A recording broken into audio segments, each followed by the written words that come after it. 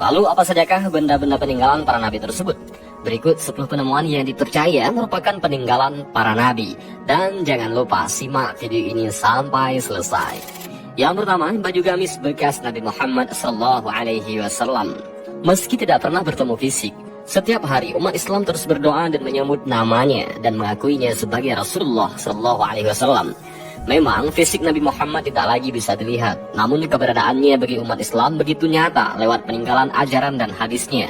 Peninggalan Nabi Muhammad yang satu ini adalah baju gamis yang tersimpan rapi di Museum Topkapi, Turki. Barang-barang tersebut bisa memberikan gambaran bagaimana Nabi pada saat itu. Baju gamis yang beliau sering pakai sungguh sederhana. Dan semoga dengan adanya koleksi ini maka akan menambah kerinduan kita kepada Rasulullah SAW.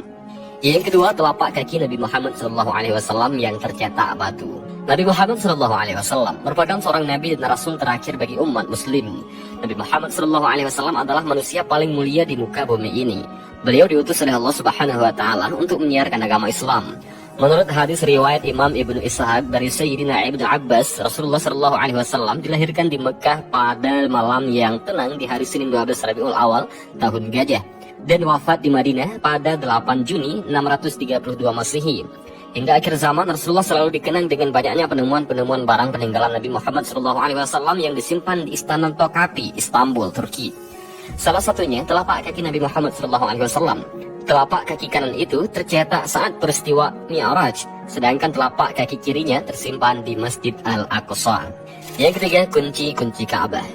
Istana Topkapi merupakan museum barang-barang peninggalan para nabi. Koleksi paling penting dan bersejarah dalam Islam disimpan dalam ruang bernama Pavilion of Holy Mantle and Holy Relics. Barang-barang peninggalan tersebut diantaranya adalah kunci-kunci Ka'bah, talam emas, kiswah, dan sebagainya. Ka'bah sendiri merupakan bangunan yang sangat penting bagi umat muslim. Suku-suku Ashibah atau Bani Shibah diberi kunci-kunci untuk situs suci oleh Nabi Muhammad SAW. Dan tugas ini masih dijalankan oleh generasi Shibah hingga sekarang.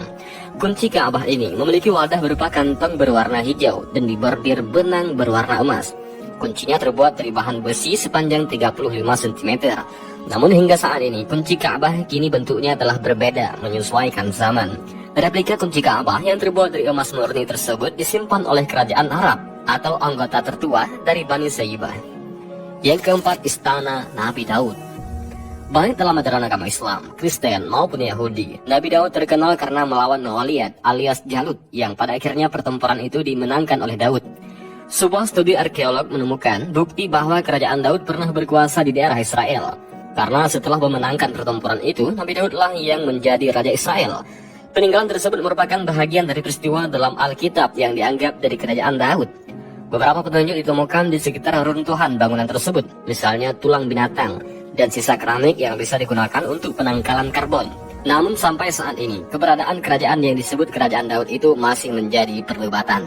Yang kelima, tongkat Nabi Musa alaihissalam. Dalam kisah Nabi Musa alaihissalam, kita mengetahui bahwa Allah Subhanahu wa Ta'ala memberikan mukjizat kepada beliau sebilah tongkat kayu. Melalui tongkat inilah Nabi Musa mengalahkan Firaun hingga membelah Laut Merah menjadi jalanan, sehingga bisa dilewati oleh umat Bani Israel. Keberadaan tongkat tersebut tidak hanya mengundang rasa penasaran bagi umat Islam, tapi juga dari kalangan pemeluk Nasrani dan Yahudi. Itulah peninggalan dari Nabi Musa alaihissalam. Semua yang terjadi di atas muka bumi ini sudah diatur dan sesuai dengan ketetapan Allah Subhanahu wa Ta'ala. Dan seyogyanya umat manusia harus siap menghadapi Firaun di zaman ini dari seluruh ancaman musuh. Yang keenam, penemuan kapal Nabi Nuh alaihissalam. Nabi Nuh dalam agama Islam adalah nabi ketiga sesudah Nabi Adam dan Nabi Idris, yang merupakan keturunan ke-9 dari Nabi Adam alaihissalam. Nabi Nuh diangkat menjadi nabi sekitar tahun 3650 sebelum Masehi. Nabi Nuh adalah seorang rasul yang diceritakan di dalam kitab Taurat, kitab-kitab yang lain, dan Al-Quran. Adapun peninggalan beliau adalah penemuan kapalnya. Sisa-sisa perahu Nabi Nuh alaihissalam ditemukan di ketinggian 13.000 kaki atau sekitar 3,9 km di sebuah gunung di Turki. Kelompok peneliti dari Cina inilah yang tergabung dalam Noah Ark Ministries International yang berhasil menemukan sisa-sisa perahu Nabi Nuh di Gunung Ararat, Turki. Para peneliti ini pun berhasil masuk ke dalam perahu tersebut dan mengambil foto dari beberapa sisi. Yang ketujuh, tabut perjanjian Nabi Musa alaihissalam. Institut Pencarian Arkeolog Alkitab atau BES yang berbasis di Amerika Serikat mengumumkan bahwa penelitiannya diduga telah menemukan lokasi peninggalan Alkitab yang berisi 10 perintah Allah yang diwahyukan kepada Nabi Musa. Tabut perjanjian yang dianggap oleh beberapa pihak sebagai misteri terbesar dari semua harta yang tersembunyi. Menurut para arkeolog, BES kitab tabut perjanjian itu pertama dikirim ke Mesir lalu kemudian dibawa ke Ethiopia. Tabut sendiri adalah sebuah peti yang dibuat oleh pengrajin dari Bezalek. Bentuknya terbuat dari kayu akasia dan dilapisi oleh emas. Dan katanya siapapun yang berhasil menemukan tabut tersebut, maka keagungan dan kejayaan mereka akan kembali dan dapat menguasai dunia. Yang ke-8, penemuan bahagian kereta Raja Firaun di Laut Merah. Kisah mengenai mukjizat Nabi Musa alaihissalam yang membelah Laut Merah dengan tongkatnya untuk menghindari kejaran Firaun dan bala tentaranya sudah tak asing lagi di telinga kita. Seorang arkeolog bernama Ron White pada tahun 1998 menyatakan bahwa dirinya telah menemukan beberapa bangkai roda kereta tempur kuno di dasar Laut Merah. Menurutnya, mungkin ini merupakan bangkai kereta tempur Firaun yang tenggelam di Lautan Merah ketika mengejar Nabi Musa alaihissalam bersama para pengikutnya. Selain menemukan bangkai roda kereta tempur, White juga menemukan beberapa tulang manusia dan tulang kuda di tempat yang sama. Penemuan ini memperkuat bukti adanya dugaan bahwa sisa-sisa tulang tersebut merupakan bahagian dari kerangka para tentara Firaun yang tenggelam di Laut Merah, dan tulang tersebut dilansir berusia sekitar 3.500 tahun silam. Kereta Firaun yang terlihat di dasar Laut Merah dengan posisi kereta berdiri dan tertutupi karang.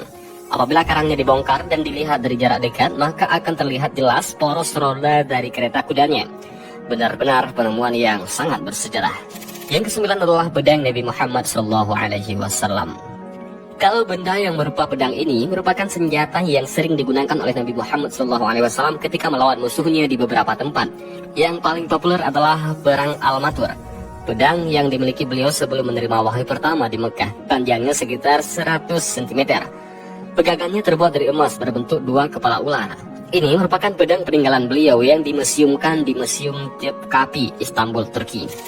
Yang ke-10, Candi Borobudur peninggalan Nabi Sulaiman alaihissalam. Tapi benarkah ini? Ketika Anda mendengar kalimat barusan, Anda mungkin sedikit bingung. Apakah benar Nabi Sulaiman diturunkan di Indonesia? Penasaran kan? Jika kita melihat sejarah Candi Borobudur, dilansir merupakan peninggalan Nabi Sulaiman alaihissalam. Kiai Haji Fahmi Bahsyah, seorang matematikawan Islam, telah menemukan fakta sejarahnya. Kiai Haji Fahmi menyebutkan nama Nabi Sulaiman sendiri telah menunjukkan nama seperti seorang Jawa yang diawali oleh Su. Dari 25 nabi, hanya Nabi Sulaiman yang berawalan Su. Selain itu, negeri Sabak seperti yang disebut dalam Al-Quran ada di Indonesia, yakni Wonoboso. Bangunan yang tidak terselesaikan oleh para jin karena mengetahui Sulaiman wafat. Di Borobudur terdapat bangunan yang belum tuntas, tempat berkumpulnya Ratu Sabak dan masih banyak lagi. Tak banyak orang yang mempercayainya, tapi itu kembali kepada Anda masing-masing. Allahu a'lam bishawab, hanya ini yang dapat kami sampaikan. Mudah-mudahan video ini bermanfaat. Allahu a'lam bishawab. Assalamualaikum warahmatullahi wabarakatuh.